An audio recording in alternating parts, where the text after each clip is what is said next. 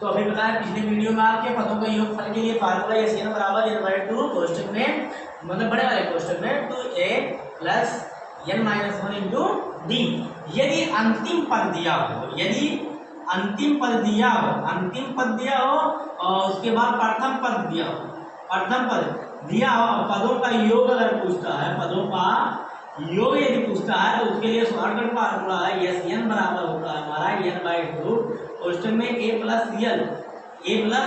अब यह हमारा क्या अंतिम पद है, क्या है अंतिम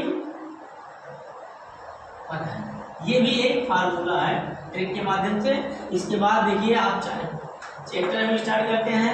चैप्टर में जो पहला सवाल दिया गया है, पहले सवाल में दिया है कि 2, 7, 12,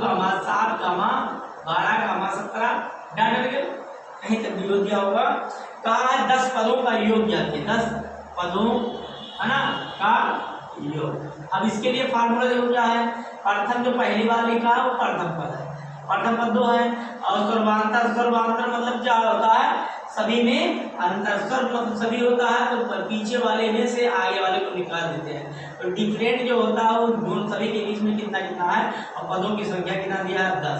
पदों का योग पूछा है, पदों का योग के लिए फार्मूला है यस एन बराबर n/2 बड़े कोष्टक में 2a और plus n minus 1 into D. ये फार्मूला हमारा है। अब n का मान 10 दिया, 10/2 कर देते हैं और 2 गुणे a का मान 2 प्लस 10 में से 1 निकालेंगे, d का मान 5 है।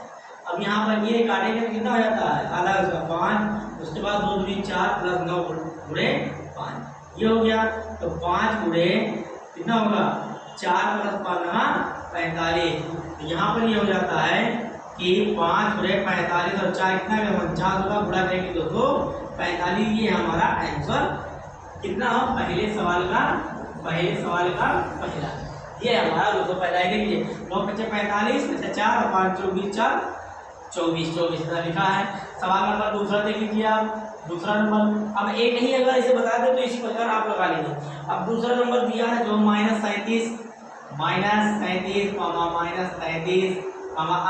अंतराल कितने का है -1 के डाल के कितने पदों तक के पूछा है 12 पदों तक का। अब प्रथम पर a बराबर -37, d का जब मान निकालेंगे -33 फिर -37 इस प्रकार -33 माइनस प्लस 37 घटाएंगे कितना बचेगा 4। डिफरेंट कितने का है 4 का। पदों की संख्या n बराबर कितना है 12। फार्मूला एन बराबर n/2 बड़े कोष्टक में 2a plus n minus 1 into D.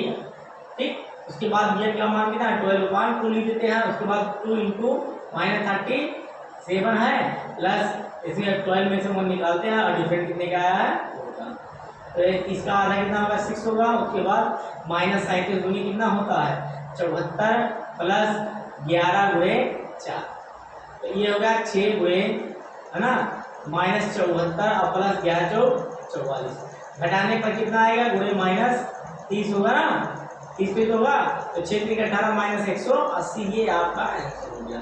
इसी प्रकार आपको पहले में सब लगाना है, पहले के बाद जब दूसरा सवाल बता देते हैं दूसरे के बाद से आगे करके आप इसी प्रकार लगाइएगा। ठीक है।